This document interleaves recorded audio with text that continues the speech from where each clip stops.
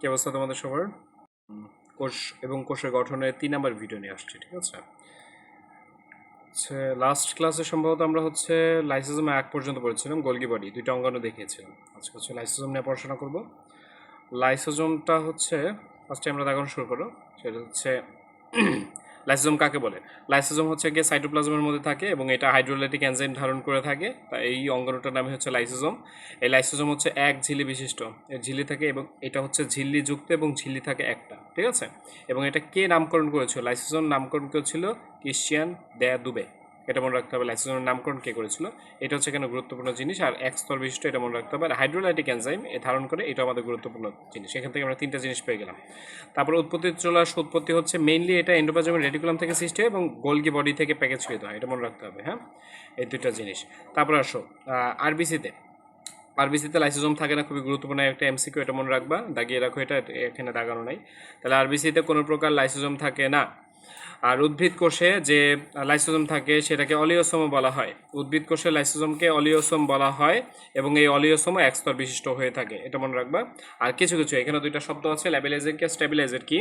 Lysosome stabiliser কি? কিছু বস্তু আছে যেগুলো লাইসোজোমকে স্থিতি দান করে, অর্থাৎ লাইসোজোমকে ভাঙতে দেয় না বা হাইড্রোলাইটিক এনজাইমকে এর মধ্য থেকে বের হয়ে আসতে দেয় না, এদেরকে বলা হয় লাইসোজোম স্টেবিলাইজার। আমরা জানি লাইসোজোম একটা গোলাকার অঙ্গাণু, যার ভিতরে শুধুমাত্র একটা তরল পদার্থ থাকে, মানে অনেক ধরনের পদার্থ থাকে, তার মধ্যে অন্যতম হাইড্রোলাইটিক এনজাইম। এই হাইড্রোলাইটিক এনজাইম যদি লাইসোজোম কোনো কারণে ধরো প্রাচীর ভেঙে গেছে, তাহলে হাইড্রোলাইটিক এনজাইম কী হবে? সাইটোপ্লাজমে চলে আসবে এবং অন্যান্য অঙ্গাণুকে ধ্বংস করে ফেলবে, যার কারণে কোষের মৃত্যু হবে, ঠিক আছে? এখন কোন কিসের কারণে? কিছু পদার্থ আছে, কিছু এনজাইম আছে যেগুলো তোমার এই লাইসোজোমকে স্থিতি রাখতে সাহায্য করে, অর্থাৎ ভাঙতে দেয় না, হাইড্রোলাইটিক এনজাইমকে বের হয়ে আসতে দেয় না, সেগুলোকে বলা হয় লাইসোজোম স্ট্যাবিলাইজার। কারা এরা? কোলেস্ট্রল এবং কর্টিজেন, মনে রাখতে হবে। এই 2টা জিনিস আছে লাইসোজোম স্ট্যাবিলাইজার, যারা লাইসোজোমকে ভাঙতে সাহায্য করে না। আর কিছু জিনিস আছে, কিছু পদার্থ আছে যারা এই লাইসোজোমকে ভেঙে হাইড্রোলাইটিক এনজাইমকে বের হয়ে আসতে হেল্প করে বা অটোলাইসিস ঘটায়, তাদেরকে লাইসোজোম ল্যাবিলাইজার বলা হয়। যেমন এই যে দেখো, কতক বস্তু লাইসোজোমের ঝিল্লি বিদীর্ণ হতে সাহায্য করে, ফলে এনজাইম সমূহ, যে হাইড্রোলাইটিক এনজাইমটা লাইসোজোমের মধ্যে আছে সেটা কি হয়? সাইটোপ্লাজমে বের হয়ে আসে। এটা এই ধরনের পদার্থকে কি বলা হয়? লাইসোজোম ল্যাবিলাইজার বলা হয়। লাইসোজোম ল্যাবিলাইজারের উদাহরণ কি আছে? প্রোজেস্টেরন আর টেস্টোস্টেরন। তাহলে প্রোজেস্টেরন আর টেস্টোস্টেরন কি লাইসোজোমকে ভাঙতে হেল্প করে, এটা মনে রাখবে। লাইসোজোমের কাজ আমরা জানি, লাইসোজোমে অনেকগুলো কাজ আছে, মনে রাখবে। বেগুনিগুলো বেশি গুরুত্বপূর্ণ, সবুজগুলো একটু লেস গুরুত্বপূর্ণ। এইভাবে তোমরা পড়বা। লাইসোজোমের কাজ কি? যা দাগানো সেগুলো একটু দেয়। ফার্স্ট অফ অল, অম্লীয় পরিবেশ তৈরি করে। লাইসোজোম অম্লীয় পরিবেশ তৈরি করে, যেহেতু মধ্যে হাইড্রোলাইটিক এনজাইম আছে। আর এটা মেইনলি ফ্যাগোসাইটোসিস পদ্ধতিতে জীবাণু ধ্বংস করতে হেল্প করে। আমরা জানি ফ্যাগোসাইটোসিস পদ্ধতিতে জীবাণু ধ্বংস করে ডাব্লিউবিসি, আমাদের রক্তকণিকার মধ্যে। বাট কোষের মধ্যে কি করতেছে? কোষের মধ্যে করে লাইসোজোম। লাইসোজোম ফ্যাগোসাইটোসিস করে, জীবাণু ধ্বংস করতে সাহায্য করে। এবার আসো, যদি কোনো কারণে তীব্র খাদ্যাভাব, অর্থাৎ তুমি অনেকদিন ধরে খাও নাই, তখন কি হবে? তুমি যদি অনেকদিন না খাও, তুমি আগে থেকে শুকিয়ে যাবা কিনা, তার মানে কি কোষের মৃত্যু হচ্ছে। এই কোষের মৃত্যুটা কিভাবে হচ্ছে আর এটাকে কি বলা হয়, হ্যাঁ, এবং কে করছে? এটা লাইসোজোম করছে। আমরা দেখি এটা। এই দেখো, তীব্র খাদ্যাভাবের সময় এই লাইসোজোমের প্রাচীরটা ফেটে যায়, ভেঙে যায়। ফলে কি হয়? এই লাইসোজোমের মধ্যে থাকা যে হাইড্রোলাইটিক এনজাইম, এটা কি কোষের মধ্যে বের হয়ে আসে এবং অন্যান্য কোষের অঙ্গাণুকে বিনষ্ট করে দেয়। ফলে কি কোষটা মারা যায়। এই কাজকে স্বঘাসী বলা হয় বা অটোফ্যাগি বলা হয়, ঠিক আছে? এবং কোনো কারণে যদি সমস্ত কোষটাই নষ্ট হয়ে যায়, তখন এটাকে অটোলাইসিস বলা হয়। অটোফ্যাগি মানে কি? যে লাইসোজোমটা প্রাচীর ভেঙে গেল, এনজাইমটা বের হয়ে আসলো এবং অঙ্গাণুগুলোকে ধ্বংস করলো, এই ঘটনাকে বলা হয় অটোফ্যাগি ঘটনা। আর যদি পুরো কোষটি নষ্ট হয়ে যায়, তখন সেটাকে বলা হয় অটোলাইসিস, ঠিক আছে? এই জন্য লাইসোজোমের এই ধরনের ধর্মের কারণে লাইসোজোমকে একটা টাইটেল দেওয়া হয়েছে, সেটা এটাকে আত্মঘাতী থলিকা বা স্কোয়াড বলা হয়। মনে রাখতে হবে এটা। আচ্ছা, এটা লাগবে। এরপর লাইসোজোম ক্যান্সার সৃষ্টিতেও হেল্প করে, এটা মনে রাখতে হবে। দেন এর মধ্যে একটা এনজাইম থেকে, যেটা অ্যাসিড ফসফেটেজ নামক পরিচিত।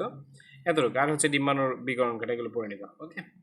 এটা পড়বা। দেন এন্ডোপ্লাজম রেটিকুলামে চলে আসো। এই রাইবোজোম আর লাইসোজোমের পার্থক্য, এটা অলরেডি আমার তোমাদের আমি যেটা সেন্ড করছি ওইটার মধ্যে দেওয়া আছে, এই পার্থক্যের মধ্যে এটা আছে, ঠিক আছে? ওইখান থেকে পড়ে নিও বা এখান থেকে পড়ো, যেটি করো। এন্ডোপ্লাজম রেটিকুলামে চলে আসো। এন্ডোপ্লাজম রেটিকুলাম কে করছে? আবিষ্কার পোর্টার নামটা, পুরো নাম মনে রাখার দরকার নেই, ছোট নাম অপশনে যেহেতু পুরো নাম থাকবে, ছোট নামগুলো মনে রাখলেই হবে। পোর্টার আর কি আলবার্ট ক্লড ফুলম্যান, এরা হচ্ছে এন্ডোপ্লাজমিক রেটিকুলামের সাথে জড়িত আবিষ্কারের পেছনে। হ্যাঁ, আর হচ্ছে এটা কোথা থেকে আবিষ্কার হয়েছিল?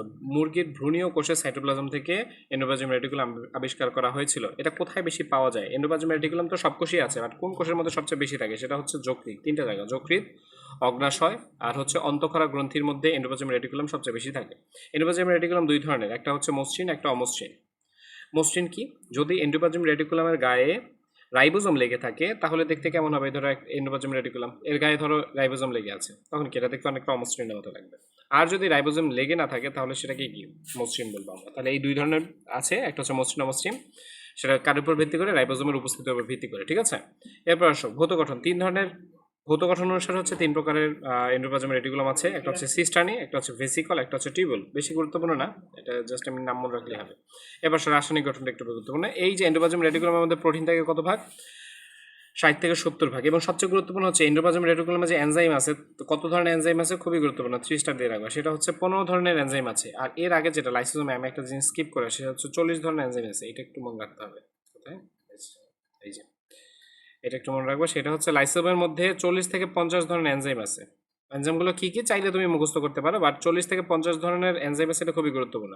তাহলে লাইসোজোমের মধ্যে এনজাইম আছে 40 থেকে 50 ধরনের, আর এন্ডোপ্লাজমিক রেটিকুলামের মধ্যে আছে 15 ধরনের। এটা একটু মনে রাখার বিষয়, এটা খেয়াল রাখবে। এরপর আসো এন্ডোপ্লাজমিক রেটিকুলামের কাজ।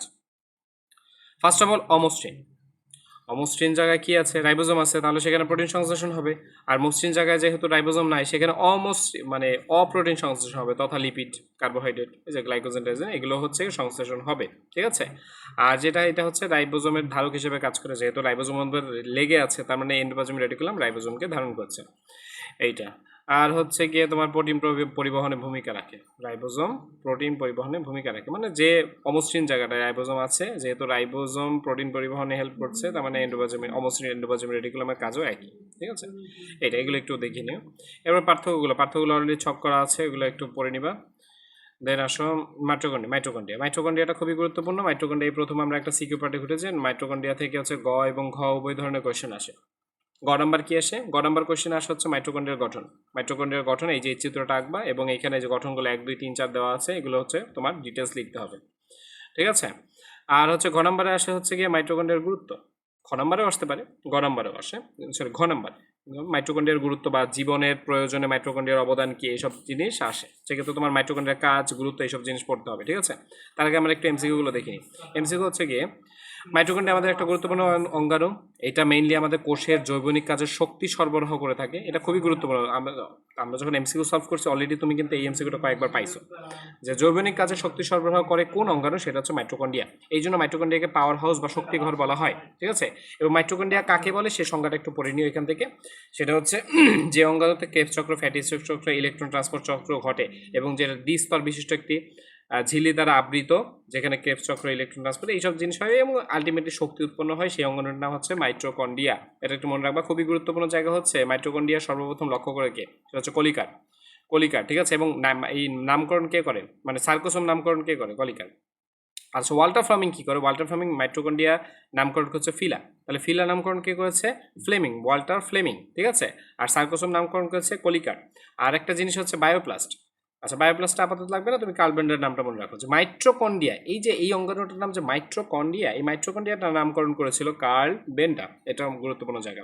সংখ্যা প্রকারভেদে চলে যাও। সংখ্যা, মাইট্রোকন্ড্রিয়ার সংখ্যা কত? সাধারণত আমাদের প্রত্যেকটা কোষ, আমার হাতের কোষ বলো, মুখের কোষ বলো, চোখের কোষ বলো, প্রত্যেকটা জায়গায় কোষে মাইট্রোকন্ড্রিয়া আছে 300 থেকে 400টা। বাট এক্সেপশন হচ্ছে যকৃত কোষ। যকৃত মানে কি? লিভার, যেটা আমার এখানে আছে। হ্যাঁ, এই লিভার কোষে এক একটা কোষে 1000 বা তার থেকেও বেশি মাইট্রোকন্ড্রিয়া আছে, ঠিক আছে। তাহলে মেইনলি আমরা জেনারেলি হচ্ছে কি এক একটা কোষে 300 থেকে 400 থাকে, বা যকৃৎ কোষে 1000টি করে মাইট্রোকন্ড্রিয়া থাকে। এটা একটা গুরুত্বপূর্ণ জায়গা। এবার আসো গঠনে। ভৌত গঠন কি? গ নম্বরের কোয়েশ্চেনটা। গ নম্বর কোয়েশ্চেন হচ্ছে মাইট্রোকন্ড্রিয়ার ভৌত গঠন চিত্র সহ ব্যাখ্যা করো। সেক্ষেত্রে তোমরা চিত্রটা এটা আঁকবা, চিত্র হচ্ছে এটা আঁকবা এবং পাশাপাশি যে লিখবা, সেটা হচ্ছে আবরণী লিখবা, প্রকোষ্ঠ লিখবা, ক্রিস্টি লিখবা, তারপর অক্সিজম লিখবা, এটিপি সিনথেস লিখবা। এই টাইটেলগুলো দিয়ে 2-3 লাইন করে লিখে দিবা, তাহলে গয়ে 3-এ 3 পাওয়া সম্ভব, ঠিক আছে। আবরণীর মধ্যে আসো। আবরণী হচ্ছে এখানে অলরেডি 2টা মেমব্রেন আছে, আমরা জানি, ঠিক আছে। আবরণীতে 2টা মেমব্রেন আছে। হালকা পাতলা করে এখান থেকে রিডিং দিয়ে 2-3টা লাইন আন্ডারলাইন করে ফেলে, এবং 2টা আবরণীর মধ্যে ব্যবধান হচ্ছে 6 থেকে 8 ন্যানোমিটার। প্রকোষ্ঠের মধ্যে আসো। প্রকোষ্ঠের মধ্যে সেম, এখানে 2 ধরনের প্রকোষ্ঠ আছে। প্রকোষ্ঠ জিনিসটাকে আর আবরণ জিনিসটাকে আমি বলি তোমাকে। এই যে দেখো এইটা হচ্ছে বহি আবরণ। আবরণ মানে হচ্ছে ত্বক, আর এই যে এটা দেখতেছো এটা কি অন্ত আবরণ, ঠিক আছে।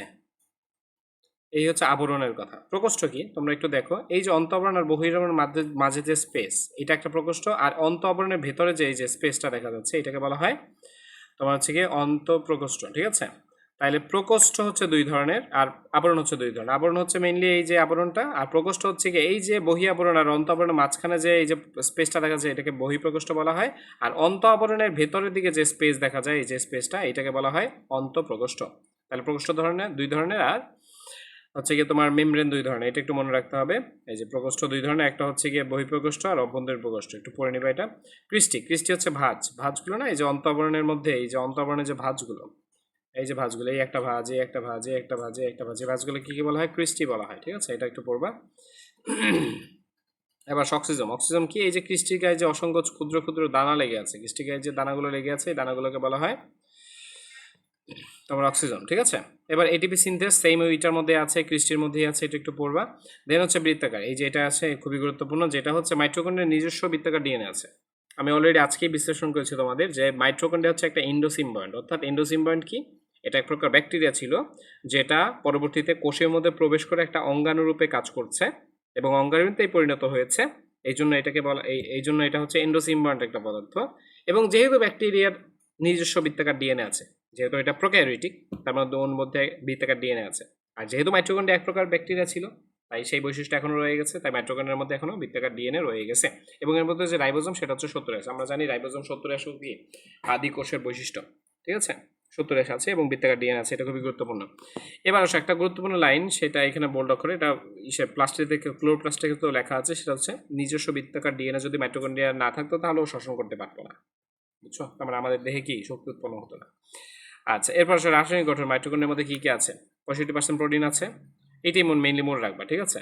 আর এগুলি চাইলে একটু পড়তে পারো, 90% ফসফোলিপিড আছে, 10% ফ্যাটি অ্যাসিড আছে, এইটুকু জাস্ট এই তিনটা জিনিস মনে রাখতে পারো। আচ্ছা, এবার এই যে অন্তঃঝিলিতে, মাইটোকন্ড্রিয়ার অন্তঃঝিলিতে বা ভেতরের ঝিলিতে, অন্তঃঝিলি কোনটা? এই যে মাত্র বললাম, এই যে ভেতরের দিকে যে ঝিলিটা, এই যে এই ঝিলিটা, এই যে অন্তঃঝিলি, এই ঝিলিতে কি আছে? এই ঝিলিতে কার্ডিওলিপিড নামক একটা বিশেষ ফসফোলিপিড আছে, ঠিক আছে। কার্ডিওলিপিড নামক ফসফোলিপিড আছে। এটা একটু গুরুত্বপূর্ণ এমসিকিউ, যে ফসফোলিপিড কি ধরনের ফসফোলিপিড থাকে মাইটোকন্ড্রিয়ার অন্তঃঝিলিতে? সে হচ্ছে কার্ডিওলিপিড। মাইটোকন্ড্রিয়ার কাজ, এই যে আমি ঘ নাম্বারের একটা প্রশ্ন বললাম বা খ নাম্বারের একটা প্রশ্ন বললাম যে মাইটোকন্ড্রিয়া মানব জীবনের জন্য কেন গুরুত্বপূর্ণ, বা জীবনের প্রয়োজনে মাইটোকন্ড্রিয়ার অবদান কি, ঠিক আছে।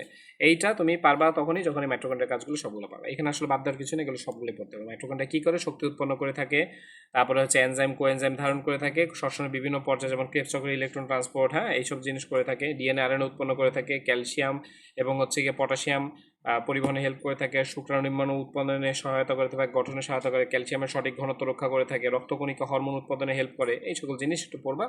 ঘ নম্বরের অ্যান্সারটা, সুতরাং মাইটোকন্ড্রিয়ার গুরুত্ব অনেক বেশি। সেই বলে শেষ করে দিবা, ঠিক আছে। এই হচ্ছে বিষয়। এন্ডোসিম্বায়ন্ট অলরেডি বললাম। এন্ডোসিম্বায়ন্ট জিনিসটা কি? যে আমরা বলেছি না যে এই যে ক্লোরোপ্লাস্ট আর মাইটোকন্ড্রিয়া এক প্রকারের ব্যাকটেরিয়া ছিল, কিন্তু পরবর্তীতে কি হয়েছে, এরা কোষের মধ্যে ঢুকে অঙ্গাণুরূপে কাজ করছে। তাই এই দুইটা পদার্থকে বলা হয় এন্ডোসিম্বায়ন্ট, কারণ এরা এন্ডোসিম্বায়োসিস করে এখন কোষের মধ্যে অঙ্গাণুরূপে আছে। গুরুত্বপূর্ণ এমসিকিউ এটা। এন্ডোসিম্বায়ন্ট নিম্নে কোনটি? ক্লোরোপ্লাস্ট অথবা মাইটোকন্ড্রিয়া, যে কোনো একটা অপশন থাকবে, দাগাই দিবা, শেষ। এবার সব প্লাস্টিড সম্পর্কে পড়বো। প্লাস্টিডও আমাদের অন্যতম আরেকটা, মাইটোকন্ড্রিয়া যেমন সৃজনশীল গুরুত্বপূর্ণ, প্লাস্টিড হচ্ছে অন্যতম আরেকটা গুরুত্বপূর্ণ সৃজনশীলের অংশ, ঠিক আছে। প্লাস্টিড থেকেও সৃজনশীল কোয়েশ্চেন হয়। প্লাস্টিড কি? প্লাস্টিডটা হচ্ছে, এটা উদ্ভিদ কোষের উদাহরণ। আমাদের দেহে প্রাণী কোষে কোনো প্লাস্টিড থাকে না। উদ্ভিদ কোষের সাইটোপ্লাজমের মধ্যে ডিম্বাকৃতি, ফিতাকৃতি, তারকাকৃতি যে বর্ণাধার বস্তু আছে সেটার নামে প্লাস্টিড, ঠিক আছে। সাইটোপ্লাজমের সর্ববৃহৎ ক্ষুদ্রাঙ্গ প্লাস্টিড, খুবই গুরুত্বপূর্ণ এমসিকিউ। মানে এই যে উদ্ভিদ কোষের সাইটোপ্লাজমে তো অনেক ধরনের অঙ্গাণু আছে, তার মধ্যে সবচেয়ে বড় অঙ্গাণুর নাম কি? সেটা হচ্ছে প্লাস্টিড। এটা হচ্ছে শিম্পার। শিম্পার হচ্ছে সর্বপ্রথম রক্ষা করেছে এবং ক্লোরোপ্লাস্ট নামকরণ করেছে। তাহলে ক্লোরোপ্লাস্ট নামকরণ কে করে? বিজ্ঞানী শিম্পার, ঠিক আছে। আর কোথায় কোথায় প্লাস্টিড নেই খেয়াল করো। ছত্রাক, ব্যাকটেরিয়া, নীলাভ সবুজ শৈবাল, প্রাণী কোষে প্লাস্টিড থাকে না, ঠিক আছে। আচ্ছা, এবার আসো। এবার হচ্ছে গিয়ে তোমার, আমরা জানি, আমরা যদি একটা প্লাস্টিকের মধ্যে যাই, একটা প্লাস্টিক খেয়াল করো, এই যে প্লাস্টিক, এই যে একটা প্লাস্টিকের ছবি, প্লাস্টিকের মধ্যে এইটা কি? এটা হচ্ছে একটা গ্রানাম, এটা একটা গ্রানাম এবং একাধিক গ্রানামকে একত্রে গ্রানা বলা হয়। এই গ্রানামের মধ্যে দেখো খেয়াল করো, এই প্লেট আকৃতি অনেক স্ট্রাকচার দেখা যাচ্ছে। এই এক একটা প্লেটকে বলা হয় থাইলাকয়েড। তাহলে থাইলাকয়েড কি জিনিস? এই যে এই একটা থাইলাকয়েড, এই একটা থাইলাকয়েড, এই একটা থাইলাকয়েড, এগুলোকে থাইলাকয়েড বলা হয়। এই থাইলাকয়েডের মধ্যে মেইনলি ক্লোরোফিল থাকে, যেটা ওদের সবুজ করতে হেল্প করতেছে, সালোক সংশ্লেষণে ভূমিকা রাখতেছে। ঠিক আছে, এই দেখো এখানে লেখা আছে।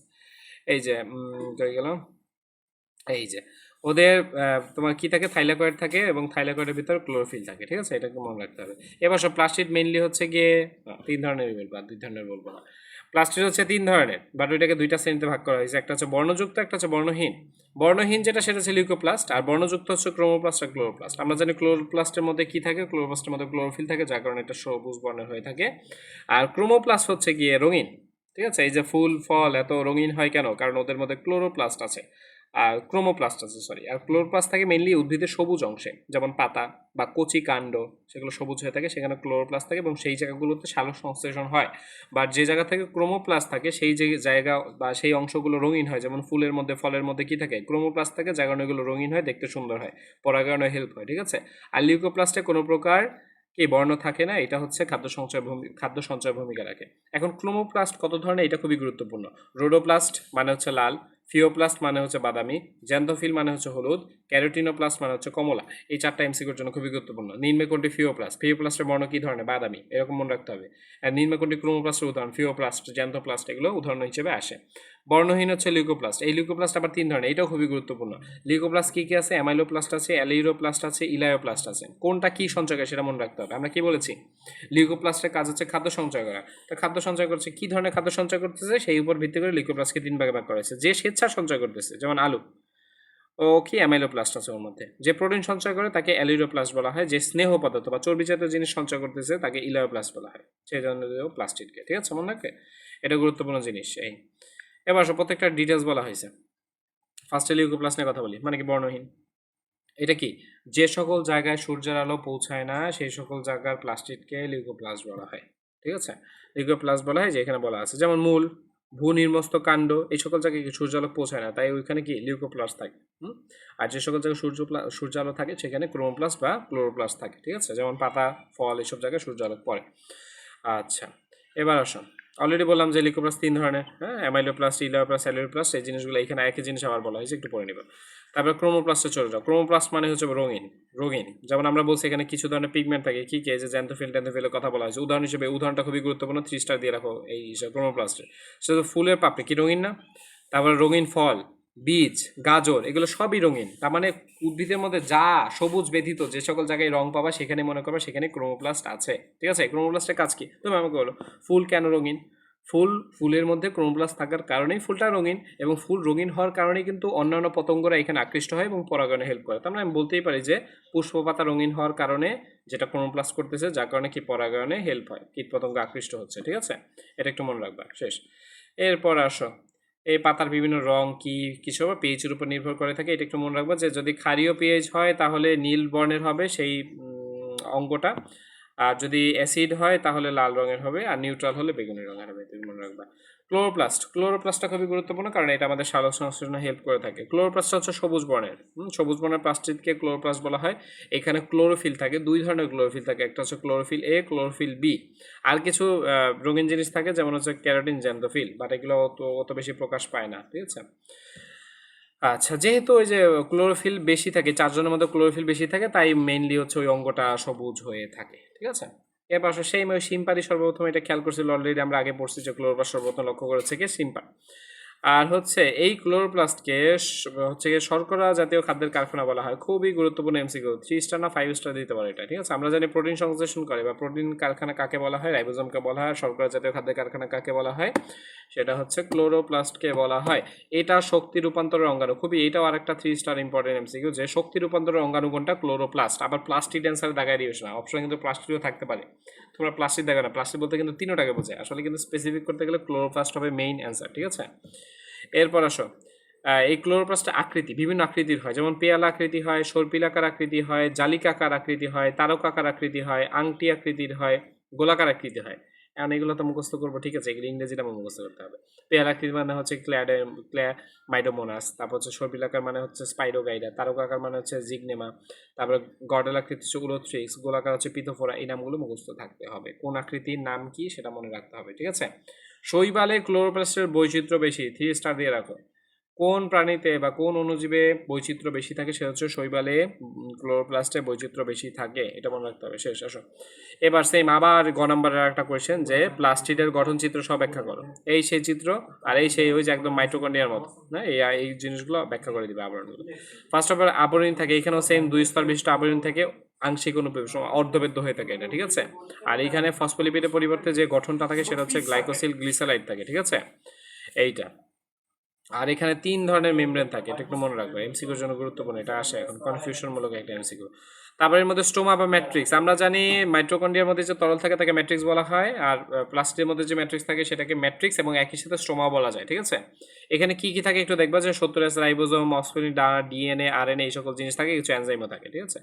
থাইলাকয়েড বা গ্রানাম, অলরেডি বলেছি আমরা গ্রানাম কি জিনিস, একটু আগে আমি দেখালাম যে এই এক একটাকে বলা হয় গ্রানাম, আর এর মধ্যে যে প্লেটগুলো থাকে সেগুলোকে থাইলাকয়েড বলা হয়, ঠিক আছে। এই জিনিসটা একটু ব্যাখ্যা করবা, থাইলাকয়েড কি জিনিস, থলের মতো আকৃতি, স্ফটিকের দানার মতো, কোয়ান্টাসম বলা হতো এর আগে এগুলোকে, এই থাইলাকয়েডগুলোকে আগে কোয়ান্টাসম বলা হতো। এখন যেটা গুরুত্বপূর্ণ সেটা হচ্ছে একটা গ্রানামের মধ্যে থাইলাকয়েড কয়টা আছে, যে প্লেট আঁকলাম না, ওই প্লেট কয়টা থাকে, 10টা থেকে 100টা, 10 থেকে 100টার মতো থালা গঠন হয়ে বা থাইলাকয়েড গঠন হয়ে কি করে একটা গ্রানাম তৈরি করে। এইরকম কয়টা গ্রানাম থাকে, আসলে এটা ভুল, এটা গ্রানাম হবে, এরকম 40 থেকে 60টা গ্রানাম থাকে এবং গ্রানা তৈরি করে, ঠিক আছে। ওকে, ডিএনএ, ডিএনএ কয়টা থাকে, খুবই গুরুত্বপূর্ণ, যে ক্লোরোপ্লাস্টের মধ্যে প্রায় 200টার মতো ডিএনএ থাকে, এবং এই ক্লোরোপ্লাস্টের মধ্যেও নিজস্ব ডিএনএ এবং রাইবোজোম থাকে। কেন? কারণ সেম জিনিস, মাইটোকন্ড্রিয়া যেমন একটা এন্ডোসিম্বায়ন্ট অর্থাৎ এক ধরনের ব্যাকটেরিয়া ছিল, সেমভাবে প্লাস্টিডও কি ক্লোরোপ্লাস্টও এক ধরনের এন্ডোসিম্বায়ন্ট, এই জন্য এর মধ্যেও কি ডিএনএ এবং রাইবোজোম আছে। সেম জিনিস যদি ডিএনএ না থাকে তাহলে ফটোসিনথেসিস বা সালোক সংশ্লেষণ করা সম্ভব হতো না এর পক্ষে। আচ্ছা, ক্লোরোপ্লাস্টের কাজে চলে যাও, খুবই গুরুত্বপূর্ণ ক্লোরোপ্লাস্টের কাজ, ওই যে বললাম আবার এইরকম খ নম্বরের কোয়েশ্চেন ক্লোরোপ্লাস্ট নিয়েও আসতে পারে, বা প্লাস্টিক সম্পর্কে আসতে পারে, যে মানব জীবনে বাধ্য, যে তোমার হচ্ছে জীবন জীবন কি বলবো, আহ, পৃথিবীতে ক্লোরোপ্লাস্টের গুরুত্ব অপরিসীম ব্যাখ্যা করে, এই ধরনের কোয়েশ্চেন আসবে, ঠিক আছে। তো ক্লোরোপ্লাস্টের গুরুত্বটা আসলে কত বেশি সেটা তোমার ব্যাখ্যা করতে গেলে এই পার্টটুকু ভালোভাবে আত্মস্থ করতে হবে। সেটা হচ্ছে কি, ক্লোরোপ্লাস্ট কি করে, সালোকসংশ্লেষণ প্রক্রিয়া শর্করা জাতীয় খাদ্য প্রস্তুত করে। শর্করা জাতীয় খাদ্য প্রস্তুত, এই যে উদ্ভিদ নিজে খাদ্য নিজে তৈরি করতে পারতেছে কিভাবে, এই ক্লোরোপ্লাস্টের সাহায্যে, ঠিক আছে। ক্লোরোপ্লাস্ট উদ্ভিদের পাতায় আছে এবং এখানে ক্লোরোফিল আছে, যার কারণে ক্লোরোপ্লাস্ট।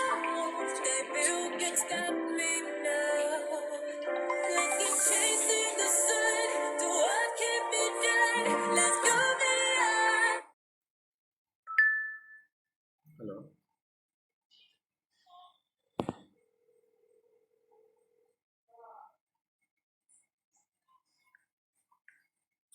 ওকে, তাহলে ক্লোরোপ্লাস্টের প্রথম কাজটা কি ছিল, যে এটা শর্করা জাতীয় খাদ্য প্রস্তুত করে থাকে, প্রধান কাজ এটা। তারপর সৌরশক্তিকে, এই যে সূর্য থেকে যে আলো আসতেছে সেটা ব্যবহার করে তো খাবার তৈরি করতেছে, তাই না।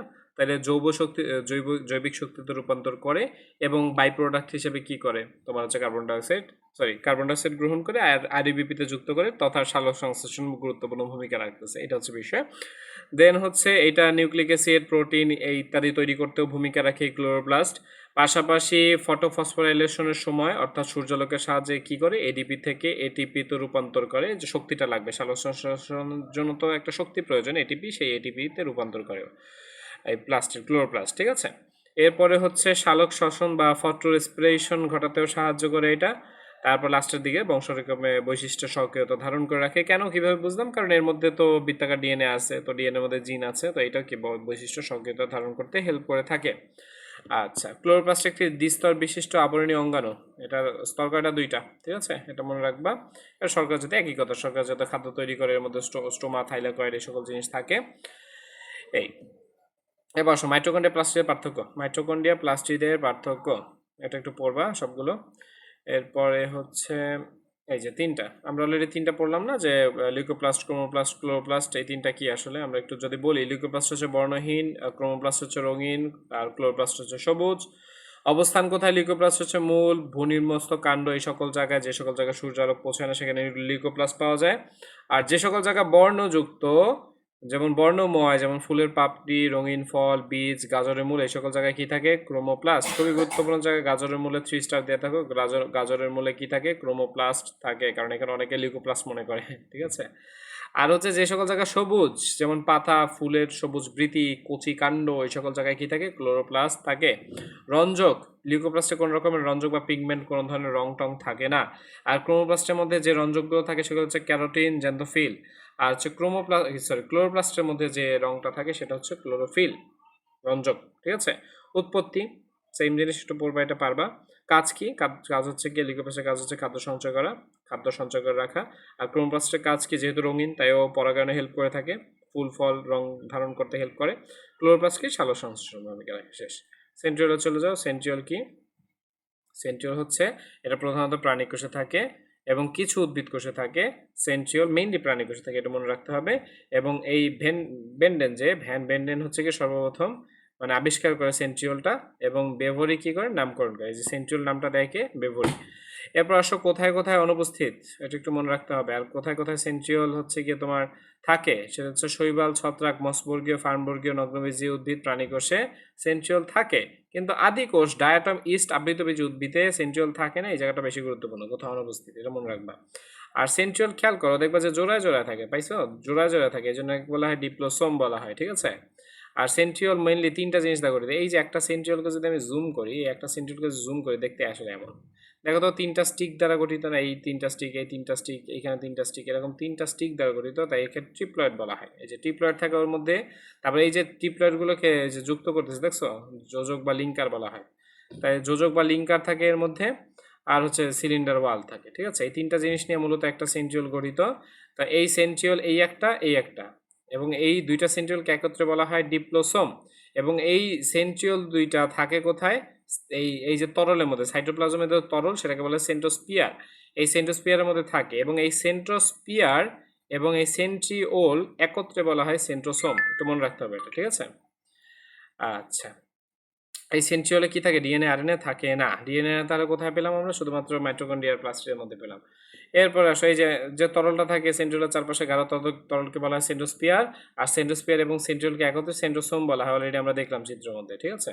সেন্ট্রিওলের কাজ কি? সেন্ট্রিওলের কাজ হচ্ছে মাকুতন্ত্র বা স্পিন্ডল যন্ত্র সৃষ্টিতে হেল্প করে, যার কারণে কোষ বিভাজনে একটা ভূমিকা রাখছে, কোষ বিভাজনে সাহায্য করে। ঠিক আছে। সিলিয়া ফ্লাজেলা তৈরি করে, শুক্রাণু লেজ গঠন করে, খুবই গুরুত্বপূর্ণ বিষয়। এই যে একটু আগের ভিডিওতে আমি বলেছিলাম যে শুক্রাণু লেজ গঠন করে কে? সে হচ্ছে সেন্ট্রিওল। ঠিক আছে। কোষ কঙ্কাল এবার লেস ইম্পর্টেন্ট টপিক। ঠিক আছে। এখান থেকে সিকিউ আসে না, এমসিকিউর জন্য গুরুত্বপূর্ণ। সেটা হচ্ছে এই যে কোষ কঙ্কালের ইংরেজি নাম হচ্ছে সাইটোস্কেলিটন। এই সাইটোস্কেলিটন শব্দটা কে প্রবর্তন করে? কোলজফ। ঠিক আছে, এটা একটু মনে রাখবা। আর তিন ধরনের সূত্রক থাকে এখানে, এই কোষ কঙ্কালের মধ্যে তিন ধরনের সূত্রক থাকে, একটা হচ্ছে মাইক্রোটিউবুলস, মাইক্রোফিলামেন্ট আর ইন্টারমিডিয়েট ফিলামেন্ট। এটা জাস্ট দেখবা, রাসায়নিক গঠনগুলো একটু দেখবা, এখান থেকে একটু দেখে নাও, দাগে নিও। হ্যাঁ, এখান থেকে। আচ্ছা, মাইক্রোটিউবুলসের কাজ একটু পড়ে নিবা, যে ফ্লাজেলা সিলিয়া বিচরণে হেল্প করে, মাইক্রোতন্ত্র গঠনে হেল্প করে, প্রাচীর গঠনে হেল্প করে থাকে, কোষকে দৃঢ়তা প্রদান করে। মেইনলি হচ্ছে গিয়ে এই সাইটোস্কেলেটন যদি না থাকতো তাহলে কি হতো? গ্র্যাভিটির টানে সবগুলো অঙ্গাণু কোষের নিচে জমা হতো, তাই না? নিচে জমা হলে কি, তো এই এই নিচে যেন জমা না হয়, প্রত্যেকটা অঙ্গাণু যেন কি হয়, প্রত্যেকটা জায়গায় স্টেবল থাকে, যার কারণে মাইক্রোটিউবুলস হচ্ছে গিয়ে প্রতিটা কোষে থাকে, একটা ম্যাচিওর কোষে থাকে। ঠিক আছে। এগুলো একটু পড়বা, এই দাগানোর জিনিসগুলো একটু দেখে নিও। পারক্সিজমটা একটু মনে রাখো। পারক্সিজম হচ্ছে এক আবরণী বিশিষ্ট একটা অঙ্গাণু। এখানে এনজাইম থাকে, এনজাইমের মধ্যে ক্যাটালাইজ এনজাইমটা মানে প্রধান। কেন ক্যাটালাইজ এনজাইমটা? পারক্সিজমের কাজটাকে আমি বলি, আমাদের দেহের মধ্যে যদি H2O2 গঠন হয় তাহলে এটা আমাদের জন্য বিষ। এই H2O2 কে ভেঙে H2O এবং O2 তে রূপান্তর করে। তো H2 আর O2 তো আমাদের দেহের জন্য খারাপ না। এইটাকে রূপান্তর করতে কে হেল্প করে? Catalyse enzyme. যে ক্যাটালাইজ এনজাইম থাকে ওটা পারক্সিজমে থাকে, এটা একটু মনে রাখবো। পারক্সিজম কোথায় বেশি থাকে? কিডনি এবং লিভার কোষে। 3 স্টার দিয়ে রাখো, এটা এমসিকিউর জন্য খুবই গুরুত্বপূর্ণ। যে প্রাণী কোষে পারক্সিজম হচ্ছে প্রাণীর কিডনি আর হচ্ছে গিয়ে লিভার মানে বৃক্ক আর হচ্ছে যকৃতের মধ্যে সবচেয়ে বেশি থাকে। গ্লাইকোক্সিজম হচ্ছে স্নেহ পদার্থ যাবত হচ্ছে এনজাইমগুলো মানে স্নেহ পদার্থ বিপাকের জন্য যে এনজাইমগুলো আছে সেগুলোকে ধারণ করে রাখে। এবং এইটা হচ্ছে গিয়ে তোমার হচ্ছে গিয়ে ছত্রাক, ইস্ট, এই জিনিসগুলো হচ্ছে গ্লাইকোজেন এই জায়গাগুলোতে বেশি পাওয়া যায়, এটা একটু দেখবা। আর তেমন কিছু নাই, এটা শেষ। কোষ গহ্বর একটা গুরুত্বপূর্ণ জায়গা আছে টনোপ্লাস্ট। টনোপ্লাস্ট নামক একটা শব্দ আছে, যেটা ক নম্বরে আসে, একটু মার্ক করে রাখো। টনোপ্লাস্ট কি? যে প্রোটোপ্লাজম দিয়ে যে পাতলা পর্দা দ্বারা যে গহ্বরকে বেষ্টন করা আছে, অর্থাৎ কোষ গহ্বর যে আবরণটা, এটাকে বলা হয় টনোপ্লাস্ট। হ্যাঁ, এই কোষ গহ্বরের মধ্যে কোষ রস থাকে, এটা একটু মনে রাখবা। এর রসের মধ্যে কী কী আছে যা একটু দেখে নিতে পারলো। কোষ, এবার কাজে আসো কোষ গহ্বরের কাজ। কোষ রস ধারণ করে, প্রয়োজনীয় বজ্র পদার্থ অপসারণে হেল্প করে, কোষের পিএইচ রক্ষা করে। এটা একটা গুরুত্বপূর্ণ এমসিকিউ। তবে এখানে একটা কাহিনী আছে, সাইটোপ্লাজমও কোষের পিএইচ নিয়ন্ত্রণ করে, আবার কোষ গহ্বরে করে। তো কোনটা ভালো অ্যান্সার দিবা? সেটা হচ্ছে সাইটোপ্লাজম। সাইটোপ্লাজম হচ্ছে গিয়ে পিএইচ মেইনলি রক্ষা করে। যদি অপশনে দোনোটাই থাকে যে কোষ গহ্বর আর হচ্ছে সাইটোপ্লাজম, তাহলে সাইটোপ্লাজম দিও। আর যদি অপশনে সিঙ্গেল থাকে তাহলে সিঙ্গেলই দেখাই দিও, ঠিক আছে। নিউক্লিয়াসটা নেক্সট ক্লাসে দেখাবো আমি। নিউক্লিয়াসের আগ পর্যন্ত হচ্ছে গিয়ে সবগুলো দেখে নেওয়া, ঠিক আছে। নিউক্লিয়াসটা হচ্ছে নেম, নেক্সট, এরপর ডিএনএ, টিএনএ, ক্রোমোজোম আছে, এগুলো আমি একবারে দেখাই দিব। তাহলে এই 11 পর্যন্ত আছে সবগুলো অঙ্গাণু, সেগুলো আমি দেখাই দিলাম। নেক্সট এক ভিডিওতে আমি নিউক্লিয়াস থেকে স্টার্ট করে তোমাদের দেখাই দেবো, ঠিক আছে।